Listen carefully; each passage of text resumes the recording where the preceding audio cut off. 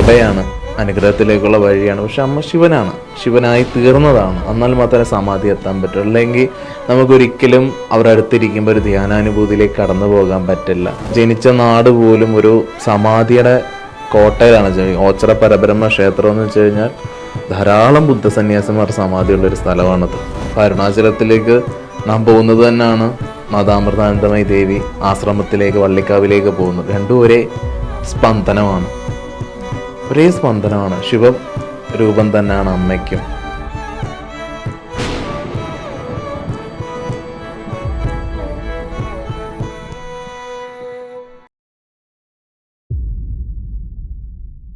ഇത് പറഞ്ഞപ്പോഴാണ് ഒരു കാര്യം കൂടി ഉറപ്പായിട്ടും നമ്മൾ കവർ ചെയ്തു പോകേണ്ട ഒരു ടോപ്പിക്കാണ്. അഗ്നിലിംഗമാണ് തിരുവണ്ണാമലയിലുള്ളത്. അതെ അതെ, പല സന്യാസി പ്രമുഖരും അതേപോലെ സന്യാസം എന്നുള്ളൊരു ജീവിതം ആഗ്രഹിച്ചു പോകുന്നവരെല്ലാവരും, മെജോറിറ്റി ആൾക്കാരും തിരുവണ്ണാമല സന്ദർശിക്കാതെ പോകുന്നില്ല. പലപ്പോഴും ആ ഗിരി വലം എന്ന് പറയുന്നത് അത്രയും മഹത്തരമായിട്ടുള്ള ഒരു കാര്യമാണ്. സത്യമാണ്, കർമ്മം അവിടെ കത്തി നശിക്കുക തന്നെ ചെയ്യും. ഗിരിവലം ചെയ്യുമ്പോൾ നമുക്ക് പലപ്പോഴും ആ ഒരു ഫീല് കിട്ടാറുണ്ട്. കാരണം അവിടെ മഹാദേവനാണ് ആ ഗിരിയായിട്ട് അവിടെ നിലകൊള്ളുന്നതെന്നാണ് എൻ്റെ ഒരു പരിമിതമായിട്ടുള്ള അറിവ്. അങ്ങേക്കുണ്ടായ എക്സ്പീരിയൻസും അങ്ങേക്ക് ഈ ക്ഷേത്രവുമായി ബന്ധപ്പെട്ടിട്ടുള്ള എന്തെങ്കിലും അറിവുകളുണ്ടെങ്കിൽ ഷെയർ ചെയ്യണം. തീർച്ചയായും. ഏകദേശം ഒരു 1.5 വർഷം മുൻപാണ് തിരുവണ്ണാമലയെക്കുറിച്ച് കേൾക്കുന്നത്. ഞാൻ സാധനയുടെ ജീവിതത്തിൽ പകുതി എത്തിയിട്ട് നമ്മുടെ ആദിഗുരുജി ഫൗണ്ടേഷനും കാര്യങ്ങളും എല്ലാം നടന്നു പോകുന്നുണ്ട്. ഇപ്പം സാധനയിൽ വന്ന ഒരാൾ, ബാംഗ്ലൂരുള്ള ഒരാൾ, അദ്ദേഹം എന്നോട് പറഞ്ഞു, ഗുരുജി ഒന്ന് തിരുവണ്ണാമല വരെ പോകണം എന്ന് പറഞ്ഞു. ഞാൻ പറഞ്ഞു, എനിക്കാണെങ്കിൽ അങ്ങനെ അന്ന് കൂടുതലും ഇതില്ല. എന്ന് വെച്ചാൽ നമ്മുടെ രാജയോഗയിൽ എത്തിക്കഴിയുമ്പോൾ നമുക്ക് പിന്നെ ക്ഷേത്രം ആ രീതിയെ കുറിച്ച് മാറി നിൽക്കും. അദ്ദേഹം പറഞ്ഞു, ഞാനത് 3-4 പ്രാവശ്യം റിപ്പീറ്റഡായിട്ട് പറഞ്ഞു. പലപ്പോഴായിട്ട് കാണുമ്പോഴും പറയും, ഓരോ ബ്രാഹ്മി സാധനയിലും പറയും, ഗുരുജി പോകണമെന്ന്. വളരെ തിരക്കേറിയിട്ടുന്ന ദിവസം എന്ന് വെച്ചാൽ യോഗീശ്വരലിംഗ സന്നിധിക്ക് വേണ്ടിയിട്ട് സ്ഥലത്തിൻ്റെ ഒരു കാര്യത്തിൻ്റെ പ്രധാന ദിവസമാണ്. സ്ഥലം വാങ്ങാൻ പൈസയുടെ ഒരു ദിവസത്തിൻ്റെ ദിനമാണ്, അതിൻ്റെ പിറ്റേ ദിവസം. അതിൻ്റെ മുൻപേ ഒരു 7 മണിയായപ്പോൾ, ഈവനിങ്ങിൽ 7 മണിയായപ്പോൾ എനിക്ക് ചിന്ത തോന്നി, തിരുവണ്ണാമല വരെ ഒന്ന് പോയാലോ എന്ന് വെറുതെ തോന്നിയതാ. അപ്പോൾ അടുത്ത് ഒരാളുണ്ട്, അദ്ദേഹം വണ്ടിയൊക്കെ ഓടിക്കുന്ന, അദ്ദേഹത്തെയും കൂട്ടിക്കൊണ്ട് പോയി. പിറ്റേ ദിവസം എത്തണം ഇവിടെ 11, അതിൻ്റെ പിറ്റേ ദിവസം എത്തണം 11 മണിയാകുമ്പോൾ. ഇവിടെ നിർണായക ഘട്ടത്തിലാണ് തിരുവണ്ണാമലയ്ക്ക് ഓടിയെത്തുന്നത്. അവിടെ ചെന്നു. അവിടെ അമ്പലം ആദ്യം ചെന്ന രമണാശ്രമത്തിലേക്കാണ്. രമണ മഹർഷിയെ കുറേ പേര് സാധനയെന്ന് കേട്ട് എനിക്കറിയാം. ഒരു കുട്ടിയാണെങ്കിൽ പൂർവികരമായിട്ട് രമണാശ്രമമായിട്ട് ബന്ധമുള്ളൊരു കുട്ടി നമ്മുടെ സാധനയിൽ വന്നിട്ടുണ്ടായിരുന്നു. അവർ പറയുമ്പോഴൊക്കെ രമണ മഹർഷി എന്നൊക്കെ പറയുമ്പോഴേ എനിക്കിത് ആരാന്നൊന്നും അറിയില്ല. നമ്മൾ ഇതിനെക്കാട്ടി നമ്മൾ കുറച്ചുകൂടി ഉയർന്ന വെച്ചാൽ ഒരു മനുഷ്യൻ ചുമ്മാ ഇരിക്കുമോ എന്ന് പറഞ്ഞു. എന്ത് ചെയ്തു? അദ്ദേഹം എവിടെയും ഒന്നൊന്നും പ്രവർത്തിച്ച് ആരോടൊന്നും പറഞ്ഞില്ല. എന്ത് ചെയ്തെന്നുള്ളൊരു ചിന്തയാണ് രമണ മഹർഷിയെക്കുറിച്ച് എനിക്കുണ്ടായത്. ആദ്യ ദിവസം അവിടെ പോയി ഒരു സമാധിയിലെത്തിയിരിക്കുന്ന സമയത്ത് നമുക്കുണ്ടാകുന്ന അനുഭവം വളരെ വലുതായിരിക്കും.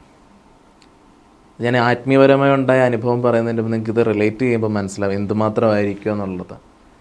ഞാൻ അവിടെ പോയി തിരിച്ച് നാട്ടിലെത്തിയിട്ട് ഇവിടുത്തെ ലാൻഡിൻ്റെ കാര്യം ഒരു ദിവസം എടുത്തുള്ളൂ. അത് കഴിഞ്ഞ് അതിൻ്റെ ഒരു 4 ദിവസം കഴിഞ്ഞപ്പോൾ തന്നെ, ഒരാഴ്ച എടുത്തില്ല, അതിൻ്റെ മുമ്പ് തിരുവണ്ണാമലയിലെത്തി അവിടെ ഒരു അപ്പാർട്ട്മെൻ്റ് എടുത്തു. എന്നിട്ട് അവിടെ ഒരു 2-3 ദിവസം കഴിഞ്ഞപ്പോൾ ബ്രാഹ്മി 21 ഡേയ്സ് ഓൺലൈനായിട്ട് എടുക്കുന്ന പ്രോഗ്രാം കണ്ടക്ട് ചെയ്യാൻ സ്റ്റാർട്ട് ചെയ്തു. അതിലിരിക്കുന്ന സാധകർ പോലും ഒരു ഉയർന്ന അവസ്ഥയിലേക്ക് എത്തി. അതിലുണ്ട് ഇപ്പോൾ റീസെൻ്റ്ലി മിനിഞ്ഞാന്നിട്ട വീഡിയോയിൽ എന്തെന്ന് ആ കുട്ടി അവർ പോലും പറയുന്നത് കേൾക്കാം, തിരുവണ്ണാമലയിൽ വെച്ച് ദീക്ഷ കൊടുത്തത് പോലും അറിഞ്ഞില്ല, അത്രയും അരുണാചലമാണെന്ന് അറിഞ്ഞു പോയെന്ന്. ഞാൻ ഏകദേശം ഒരു 25 ദിവസത്തോളം അവിടെ സ്പെൻഡ് ചെയ്തു. ആ സ്പെൻഡ് ചെയ്തിട്ട് പറഞ്ഞല്ലോ, എപ്പോഴും നമുക്ക് ആവശ്യം പ്യുവർ എനർജിയാണ്. ഒരു സാധകൻ്റെ ജീവിതത്തിൽ, ഒരു സാധുവിൻ്റെ ജീവിതത്തിൽ നമുക്കൊരു ആത്മീയപരമായി ഉണ്ടാവുന്ന ഒരു സംഘം വേണം. നമുക്കിപ്പോൾ ഗുരുവായൂർ അത് കിട്ടില്ല, വടക്കുന്നാഥല്ല, അത് അവിടെ ഭൗതികപരമായുള്ള ആവശ്യത്തിന് വേണ്ടി വന്നു പോകുന്നവരാ. നമുക്കവിടെ പോയി കുറേ നേരം കണ്ണടച്ചിരുന്നാൽ അവർ ചിന്തിക്കും മാനസിക രോഗമാണ്. അപ്പോൾ അതുകൊണ്ട് നമ്മുടെ ഇവിടുത്തുള്ള കേരളത്തിൽ ആ സാഹചര്യമില്ല. എന്നാൽ ഏറ്റവും ഉയർന്ന ഊർജം അത്രയും തീവ്രമായി നിൽക്കുന്ന സാസാരിലേക്ക് നേരെ പ്രവേശിക്കാൻ പറ്റുന്ന രീതിയിൽ തിരുവണ്ണാമല നിൽക്കുകയാണ്. അങ്ങനൊരു സാധകന് പറ്റിയിട്ടുള്ളൊരു സ്ഥലമാണ്, ഒരു സാധുവിന് മുത്തി പോകാൻ പറ്റിയ സ്ഥലമാണ്. എന്നുവെച്ചാൽ അവിടെ ഇരിക്കുന്നത് ദക്ഷിണാമൂർത്തിയാണ്, ജ്ഞാനപ്പൊരുളാണ്. നമുക്ക് ഒഴുകി വരും, നമ്മുടെ ഗ്രഹണം കൂടും, നമ്മുടെ ശുദ്ധി കൂടും, നമ്മുടെ ധ്യാനവും ധാരണയും കൂടും. അവിടെ ഒരു കുറഞ്ഞത് എനിക്ക് തോന്നുന്നു ഒരു ഉയർന്ന സാധകനൊക്കെ ചെന്ന ഒരു 2 വർഷത്തിനുള്ളിൽ മഹാനിർവികൽപ്പ സമാധിയാവും. അത്രയും സ്പന്ദനമുണ്ട് അവിടെ. അത് എൻ്റെ തിരിച്ചറിവിൻ്റെ പുറത്ത് ഞാൻ പോയതാണ് തിരുവണ്ണാമലയ്ക്ക് അങ്ങനെയാണത് പോകുന്നത്. ഞാൻ പറഞ്ഞില്ല, ഇത് ഈവനിങ്ങിൽ ഞാൻ പോകാനൊരു കാരണമുണ്ടായെന്ന് പറഞ്ഞില്ല. അത് മധുര മീനാക്ഷിയിൽ പോയിട്ടുണ്ടായിരുന്നു. അത് ഞാൻ ഇടയ്ക്ക് പോകും, ഒരു 6 മാസം കൂടി ഇരിക്കുമ്പോൾ മധുര മീനാക്ഷിയിൽ പോകും. അപ്പോൾ പോയപ്പം ഈ റെയിൽവേ സ്റ്റേഷനിൽ നിന്ന് ഓട്ടോയ്ക്കാണ് പോയത്. ഇങ്ങനെ കുറേ ഷോപ്പുകളുണ്ട് അവിടെ. കൂടുതലും മാതാമൃതാനന്ദമയി ദേവിയുടെ ഫോട്ടോസും അതേപോലെ രമണ ഭഗവാന്റെ ഫോട്ടോ ഇരിക്കുന്നത്. അപ്പോൾ രമണ ഭഗവാന്റെ ഫോട്ടോ ഉണ്ട്, അതുകൊണ്ട് ആ രമണാശ്രമത്തിലോട്ട് പോയെന്ന് പറഞ്ഞാൽ ആദ്യം തന്നെ രമണ മഹർഷിയുടെ ഫോട്ടോ ഉണ്ടപ്പോൾ തന്നെ പെട്ടെന്ന് കണ്ണിൽ നിന്നൊരു ബ്ലിസ് പോലെ ഇങ്ങനെ ഒഴുകി, കുറേ നേരം കണ്ണിൽ നിന്ന് ഒലിക്കുമായിരുന്നു. അപ്പോൾ രമണ മഹർഷി കണ്ടപ്പോഴെനിക്കുണ്ടായത്.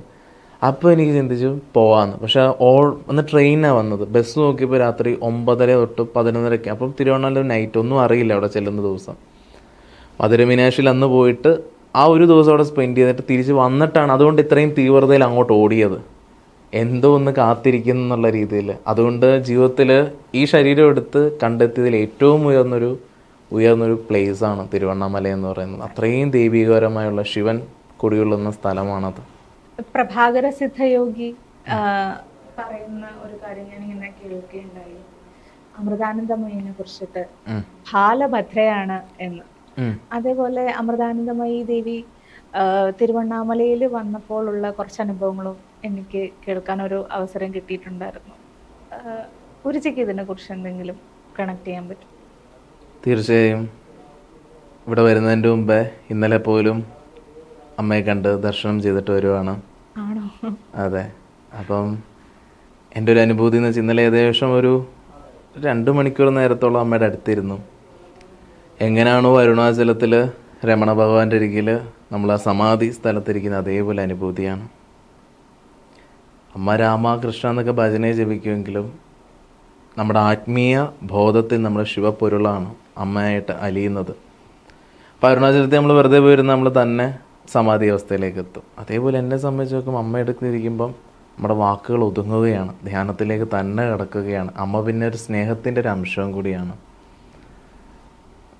ഞാൻ ആശ്രമത്തിലുള്ള ആൾക്കാർ പറയുന്നത് കേട്ടിട്ടുണ്ട്, ഇതേപോലെ അരുണാചലത്തിൽ അമ്മ ചെന്നപ്പം റാം സൂററ്റ്, അവിടുത്തെ ഒരു അവധൂത യോഗിയാണ്, യോഗി റാം സൂററ്റ് കുമാർ എന്ന് പറയുന്നത്.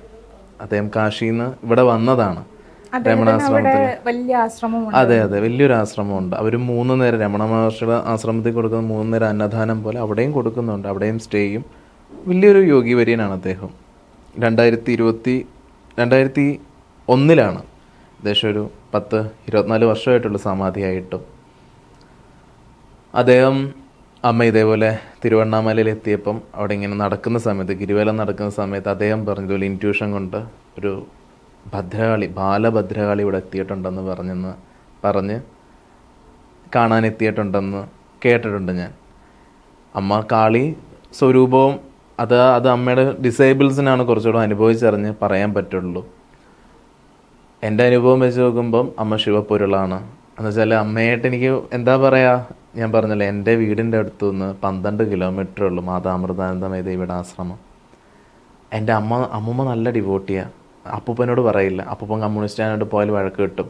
അമ്മൂമ്മ 30 വർഷങ്ങൾക്ക് മുമ്പേ പോയ കഥ ഞാൻ അവിടെ പോയിട്ട് വന്നപ്പോഴെന്നോട് പറയുന്നത്. ഞാനും എൻ്റെ അമ്മൂമ്മയും കൂടിയാണ് ആദ്യമായിട്ട് അമ്മയെ കാണാൻ പോലും പോകുന്നത്. അപ്പം വീട്ടിലും നാട്ടിലും എന്നൊക്കെ വെച്ച് കഴിഞ്ഞാൽ അമ്മ ഹോസ്പിറ്റൽ നടത്തുന്നു, അമ്മ എന്താ സായിപ്പുമാർ പറയുന്ന പൈസ വാങ്ങിച്ച് തട്ടിക്കുന്നു. ഇത് ഞാൻ നമ്മുടെ സ്കൂളിൻ്റെ അടുത്ത് തന്നെ ഇവരുടെ സ്കൂളുണ്ടല്ലോ, അമൃതാനന്ദമയി സ്കൂളുണ്ട്. നെഗറ്റീവായിട്ടുള്ളത് കേൾക്കുന്നത്. എൻ്റെ ഒരു കുഞ്ഞമ്മയുടെ മോനുണ്ട്, അവൻ അവിടെ പഠിച്ച് അവൻ ഒത്തിരി നെഗറ്റീവ് അങ്ങനെയൊക്കെ പറയുമ്പോൾ നമ്മുടെ തന്നെ വിചാരിക്കും അവരൊരു കള്ളമാണ്, അതൊക്കെ ഒരു തട്ടിപ്പാണ് എന്നുള്ള രീതിയിൽ. ആൾദൈവമാണെന്നല്ലോ, നമുക്ക് ഗുരു എന്താണെന്നറിയാതിരിക്കുമ്പം നമ്മൾ ഈശ്വരൻ്റെ പേര് പറയുന്നവരെല്ലാം തന്നെ കള്ളന്മാരായിട്ടാണ് കാണുന്നത്. അങ്ങനെ സ്റ്റേറ്റിലായിരുന്നു ഞാൻ എൻ്റെ റിയലൈസേഷന് മുമ്പ് ഒരു അമ്മയെ കണ്ടത്. പറയുന്നത് ഇപ്പം പാപമാണ്, ഈ പറയുന്ന പോലും തെറ്റാണ്. ചിലൊരു തിരിച്ചറിവിൻ്റെ പുറത്ത് പറയുന്ന വളരെ ഇതായിട്ടുള്ള കാര്യമാണിത്. അങ്ങനെ ഇരുന്നതാണ്. പക്ഷേ എൻ്റെ സാധനാ ഘട്ടത്തിൽ എനിക്ക് അമ്മ ഹെൽപ്പ് ചെയ്തിട്ടുണ്ട് എന്നുവെച്ചാൽ പറയാലോ, ഞാൻ സാധനയിലെത്തി എൻ്റെ അനാഹത മറികടക്കാനിരിക്കുന്ന സമയത്താണ് അമ്മയിലേക്കുള്ളൊരു ഇതെനിക്ക് തുറക്കപ്പെടുന്നത്. അമ്മയുടെ ഒരു തരംഗം തുറക്കപ്പെടുന്നത്, നമ്മൾ പറയില്ല കമ്മ്യൂണിക്കേഷൻ തുറക്കപ്പെടുക എന്നുള്ളത്. അതിൻ്റെ ഇതിൽ കുറേ നാളുകൊണ്ട് ആഗ്രഹം ഉണ്ടായിരുന്നു അമ്മയെ പോയി കാണണം, അമ്മയുടെ ഇതിലൊന്ന് എത്തണമെന്നുള്ള. പിന്നെ അമ്മയെ കണ്ടപ്പോൾ വാക്കിൽ നമ്മൾ ചിലതുണ്ടല്ലോ, നമ്മൾ ചിന്തിച്ച കാര്യം സത്യമാണെന്ന് അറിയുമ്പോൾ ഉണ്ടാവുന്ന എന്നാൽ വലിയ സന്തോഷമുള്ളതല്ല അത്, അല്ലേ? നമുക്ക് സത്യം എന്നുള്ളത് നമ്മുടെ തെറ്റായ ചിന്തകളിൽ നിന്നുണ്ടാവുന്നതാണ്. പക്ഷെ അമ്മയിൽ നിന്നുള്ള അനുഭൂതി വളരെ വലുതായിരുന്നു. അമ്മയെപ്പോലുള്ള യോഗി ഇത്രയും സാധ്യതയായിട്ട് നിൽക്കുകയാണ് അമ്മയൊക്കെ. അത്ര ഒരു ഹയർ എനർജിയിലാണ്. അപ്പോൾ അരുണാചലത്തിലേക്ക് നാം പോകുന്നത് തന്നെയാണ് മാതാമൃതാനന്ദമയി ദേവി ആശ്രമത്തിലേക്ക്, വള്ളിക്കാവിലേക്ക് പോകുന്നത്. രണ്ടും ഒരേ സ്പന്ദനമാണ്.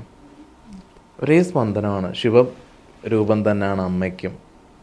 പക്ഷെ അമ്മയുടെ ഭജൻസിലും അമ്മ പ്രാർത്ഥിക്കുന്നൊക്കെ അമ്മ കൃഷ്ണ എന്നുള്ളൊരു ഇതാണ് നമ്മൾ കേൾക്കുന്നത്. പക്ഷെ ശിവപ്പൊരുളാണ് അമ്മ.